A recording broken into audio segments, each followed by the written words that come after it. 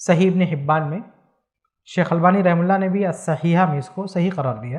انس بن مالک رضی اللہ تعالیٰ عنہ حدیث کے راوی ہیں، کہتے ہیں کہ اللہ کے رسول صلی اللہ علیہ وسلم نے فرمایا کہ ان ایوب نبی اللہ، کہ ایوب اللہ کے نبی صلی اللہ علیہ وسلم۔ اچھا، ان کی بات قرآن میں بھی ہے لیکن بہت ہی مختصر ہے، ان کی بیماری کا ذکر قرآن میں بھی ہے اختصار کے ساتھ، اور ان کی ایک دعا بھی ہے کہ بیماری میں اللہ تعالیٰ سے کس طرح سے یہ پکارتے تھے، لیکن یہاں پہ تھوڑی سی تفصیل ہے۔ تو کہتے ہیں کہ اللہ کے نبی صلی اللہ علیہ وسلم فرمایا کہ ان ایوب نبی اللہ صلی اللہ علیہ وسلم لبث فی بلائہ، کہ اللہ کے نبی ایوب علیہ السلام اپنی بیماری میں رہے 18 سنتن، 18 سال، یعنی 18 سال بیمار رہے۔ یہ بہت بڑی مدت ہوتی ہے 18 سال۔ آپ سوچیں 1-2 سال کے لیے کوئی بیمار ہو جائے تو آدمی کیا کیا کہنا شروع کر دیتا، 18 سال تک بیمار۔ اور آگے کیا ہے، فَرَفَضَهُ الْقَرِيبُ وَالْبَعِيدُ، اس بیماری کی وجہ سے جو قریبی تھے اور جو دور کے تھے سب نے ان کا ساتھ چھوڑ دیا۔ ایوب علیہ السلام کا ساتھ قریبی لوگوں نے بھی چھوڑ دیا، دور کے لوگوں نے بھی چھوڑ دیا۔ إِلَّا رَجُلَيْنِ مِنْ إِخْوَانِهِ كَانَ مِنْ أَخَصِّ إِخْوَانِهِ، سوائے ان کے 2 بھائیوں، یعنی ان کے بھائیوں میں سے سوائے 2 لوگوں کے جو ان کے بھائیوں میں بہت قریبی تھے، بہت ہی اہم تھے، بڑے خیر خواہ تھے۔ تو کانا یغدوان الیہ ویروحان، وہ روز آنا صبح شام ان کی عیادت کرتے تھے۔ سب نے، قریب نے بھی ساتھ چھوڑ دیا، دور والے نے بھی ساتھ چھوڑ دیا، صرف ان کے 2 بھائی تھے، ان کے بھائیوں میں صرف 2 بھائی تھے جو صبح بھی آتے تھے ان کے پاس، شام کو بھی آتے تھے، 2 وزٹ کرتے تھے صبح و شام، کیسے ہیں حال چال لیتے تھے۔ فقال احدهما لصاحبه، لیکن اس کے باوجود بھی دیکھیے یہ 2 لوگ جو ایوب علیہ السلام کے ساتھ لگے رہے، ان 2 میں سے ایک کیا کہتا ہے سنیں، کہتا ہے صاحبی اپنے ساتھی سے کہتا ہے تعلم، تمہیں پتا ہے، کیا تم جانتے ہو کیا معاملہ ہے، واللہ لقد اذنب ایوب ذنبا، کہتا اللہ کی قسم لگتا ہے کہ ایوب علیہ السلام نے کوئی گناہ کر لیا ہے، لگتا ہے کہ ان سے کوئی گناہ ہو گیا ہے، ما اذنبہ احد من العالمین، دنیا میں سے شاید کسی نے ایسا گناہ نہ کیا ہو۔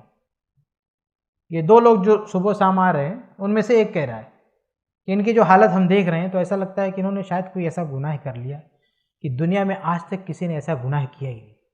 قال لہ صاحبہ وما ذاک، ان کا ساتھی کہتا ہے کہ بھئی کیوں، کیا بات ہے، کیوں ایسا کہہ رہے ہو؟ تو کہا کہ دیکھ نہیں رہے ہو، منذ 18 سنۃ لم یرحمہ اللہ، کہ 18 سال ہو گیا اللہ نے ابھی تک رحم نہیں کیا، 18 سال ہو گیا ابھی تک اللہ نے اس بندے پر رحم نہیں کیا۔ فیکشف ما بہ، اور جس مصیبت میں اللہ تعالیٰ نے اس کو ختم نہیں کیا۔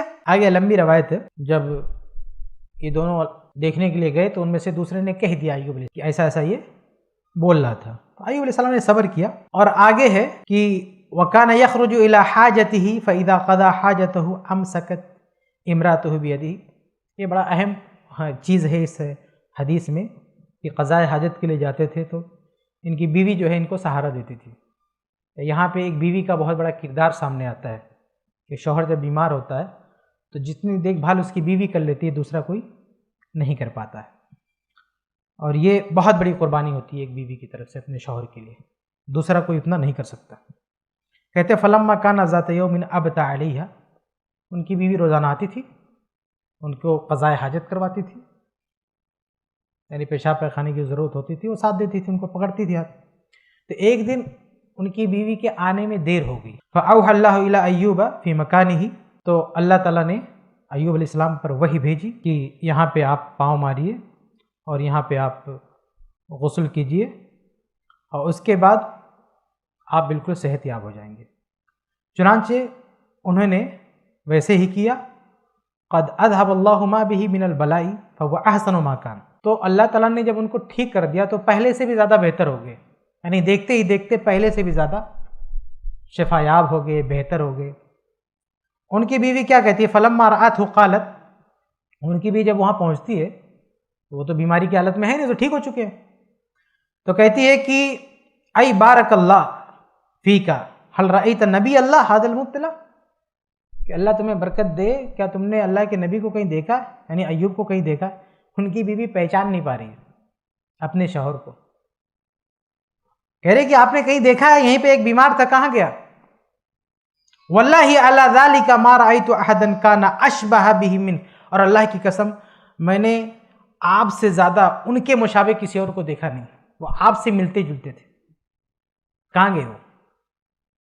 اذ کان صحیحا, کہتے ہیں جب وہ صحت مند تھے نا تو آپ سے ملتے جلتے تھے, تو بیمار ہو گئے لیکن جب ٹھیک تھے تو آپ کی طرح لگتے تھے وہ. قال فإنی انا ہوا, کہتے ہیں میں تو وہی ہوں, میں ہی تو ایوب ہوں. اور اس کے بعد میں روایت ہے. بہرحال کہنے کا مطلب یہ کہ ایوب علیہ السلام کو اللہ رب العالمین نے 18 سال تک آزمایا, انہوں نے صبر سے کام لیا, صرف اللہ تعالیٰ سے دعا کرتے تھے. قرآن میں آپ دیکھیں گے اللہ کے علاوہ کسی کے سامنے انہوں نے ہاتھ نہیں پھیلایا.